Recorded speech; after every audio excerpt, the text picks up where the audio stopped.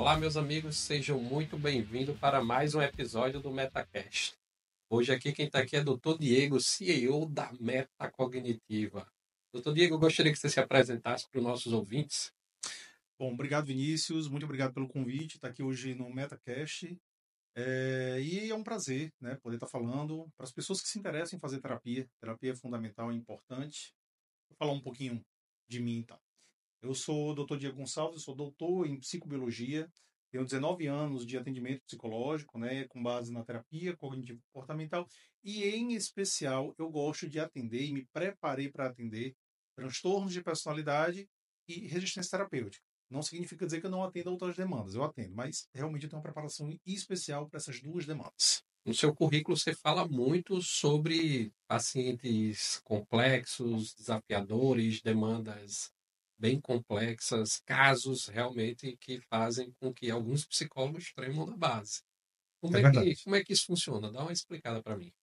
Nem todo mundo, nem todo mundo, Vinícius, consegue se envolver diretamente com o processo terapêutico. Por isso que nem sempre a terapia funciona.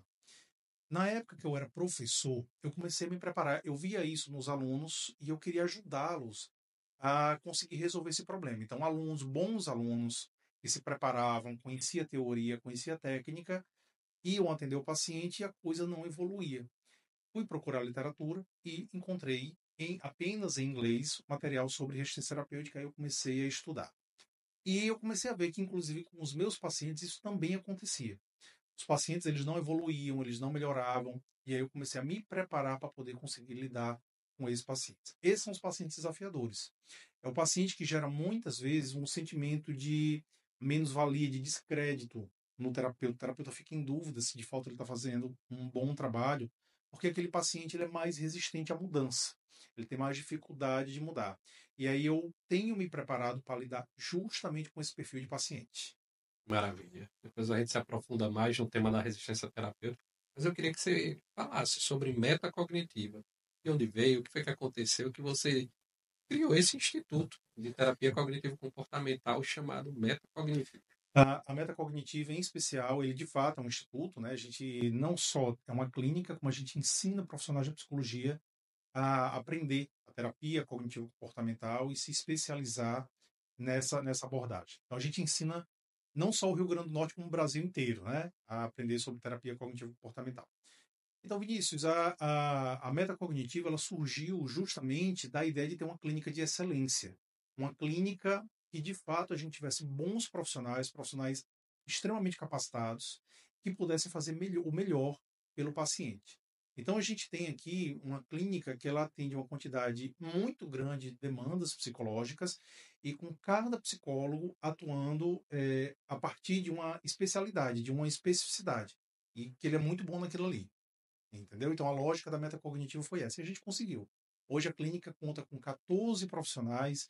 Então temos profissionais que atendem transtorno de personalidade borderline, transtorno bipolar, transtornos depressivos, terapia de casal, resistência terapêutica e assim por diante.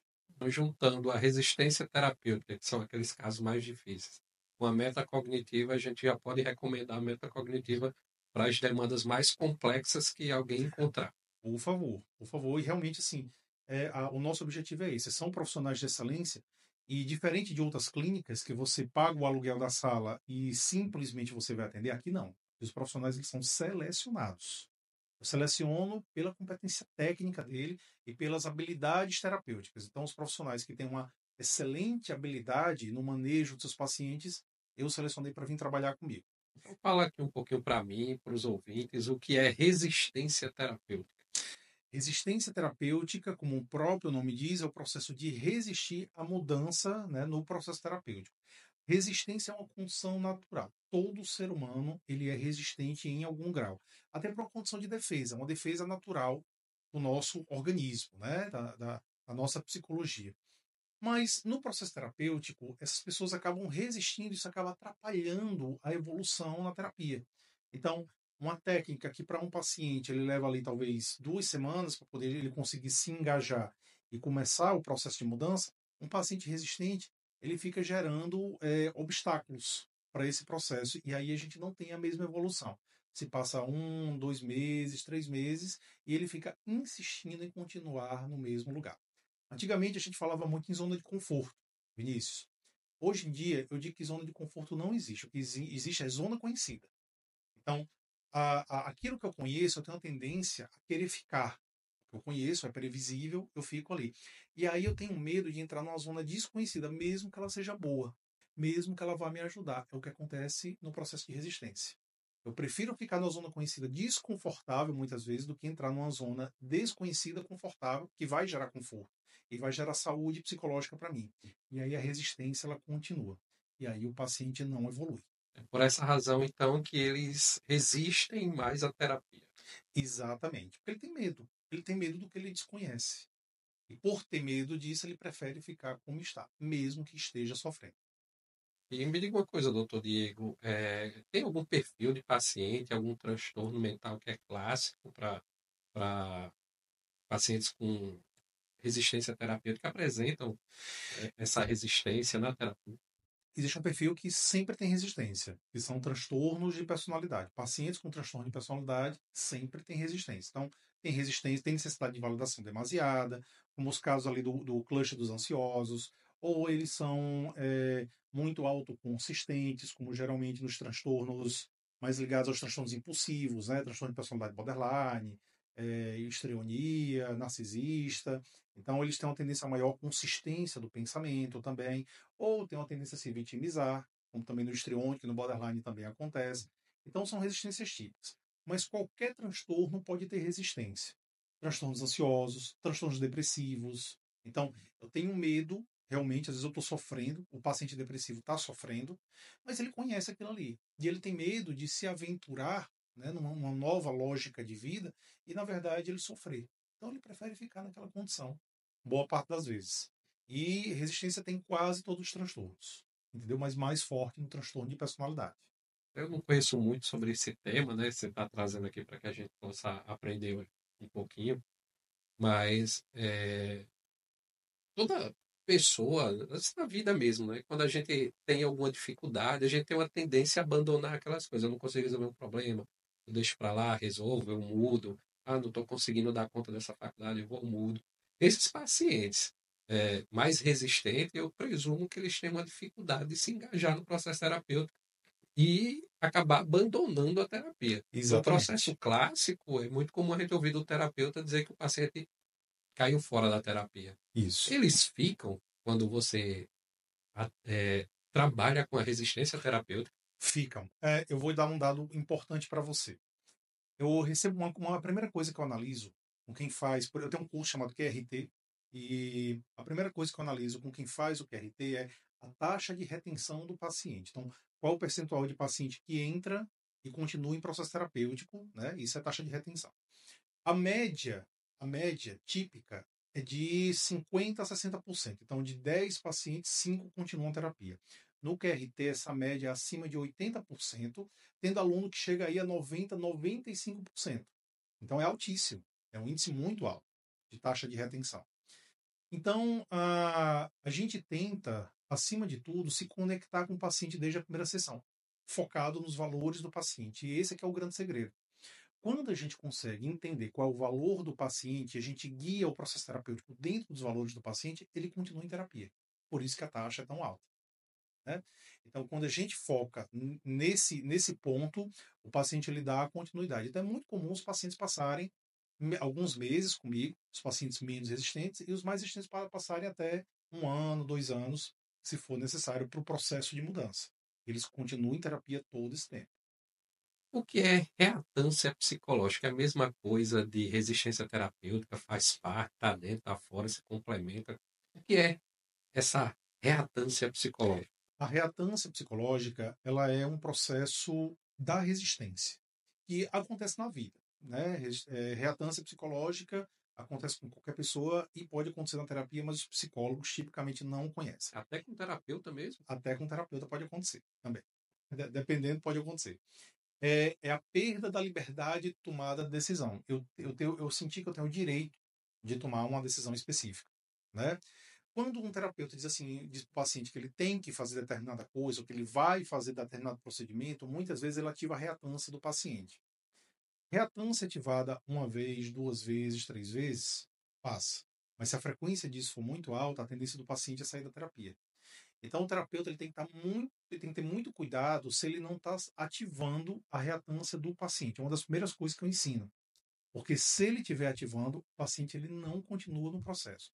Eu lembro de um caso de um aluno que ele ativava tanto reatância nos pacientes que a taxa de retenção dele era de 10 pacientes, somente 2 ficavam em terapia. Ele tinha taxa de rejeição de 8 pacientes, de 80%. Era altíssimo. E quando a gente conseguiu organizar isso, tá, ele conseguiu inverter. Ele passou a ter taxa de retenção de 80%. Então, de cada 10, 8 ficavam em terapia. Na vida, isso acontece muitas vezes em vida conjugal. Quando eu digo para o meu companheiro, minha companheira, que ele não pode fazer determinada coisa, né? Então, isso geralmente gera reatância também. Esse senso que eu perdi a liberdade de tomar decisão por conta própria. Eu fico imaginando o tempo todo, né? Alguém dizendo, você tem que fazer isso, você tem que fazer aquilo, você tem que fazer aquilo. Isso. Realmente se torna algo muito desagradável, né? Então, deve ter Exatamente. muito psicólogo que diga assim, você tem que acordar a tal hora, você tem que dormir tal hora, tem que fazer atividade física, tem que comer melhor. Uma coisa, até se falou uma coisa interessante, uma coisa que eu geralmente faço muito é a adequação ao estilo terapêutico, né? Ao estilo do meu paciente. Então, por exemplo, você está falando aí de um terapeuta que às vezes tem um estilo confrontador muito forte. E ele nem. E assim, ele pode até usar o estilo confrontador, mas tem momentos e momentos para usar o estilo confrontador. Tem situações e situações. Se eu uso demais o estilo confrontador, a tendência de fato é o paciente sair da terapia. O estilo confrontador ele é para ser usado em momentos muito específicos. Se eu uso em demasia, o paciente não vai continuar.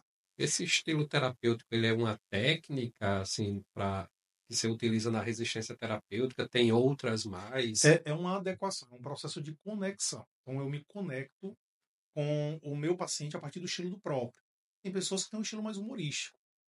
Tem pessoas que elas querem ser ensinadas. Aí eu uso o estilo psicoeducativo. Isso o próprio terapeuta vai se adequando a cada paciente. Aí ele vai vendo isso, ele vai percebendo qual é o estilo do paciente, ele vai fazendo adequação para ter uma melhor conexão. Se um paciente meu tem um estilo humorístico, por exemplo, eu estou sério demais, eu não vou me conectar com ele. Então essa adequação ela é importante. Em contrapartida, se o meu paciente é muito sério e eu uso um estilo humorístico, também gera desconexão. Então eu tenho que conhecer e fazer essa adequação para que a terapia flua, né? Para que a gente possa ter uma fluidez do processo terapêutico. Isso, essa própria mudança do estilo, ela já é terapêutica. A pessoa ela já se sente mais validada, ela já se sente mais compreendida, então funciona super bem. E quais são as técnicas mais comuns no combate à resistência terapêutica? A gente tem algumas, né? Tem uma em específico que eu gosto muito de usar no processo de tomada de decisão. Então, um paciente que está com dificuldade de tomada de decisão, eu gosto de usar uma técnica chamada máquina do tempo. A máquina do tempo é um processo imaginativo, uma técnica imaginativa. Eu peço para o paciente deitar e aí eu vou traçando dois futuros para ele. Um futuro onde ele faz uma determinada escolha e um futuro onde ele faz uma escolha contrária. E a gente vai ver como é o futuro dele a partir dessa escolha. Então, é um tipo de técnica que a gente chama de tangenciamento. Eu não digo para o meu paciente qual é a melhor alternativa, ou eu não questiono ele, né, como tipicamente se faz na TCC clássica. Geralmente, eu vou tangenciando para que o próprio chegue à conclusão. No final, no final, ele mesmo vai decidir qual é o melhor futuro e qual é a melhor tomada de decisão para a vida dele. Eu já estou com vontade de marcar uma sessão com você Pois, agora. pois Mas vamos. fala para os nossos ouvintes aqui, doutor Diego, quem quiser agendar um horário com você, como é que ele faz?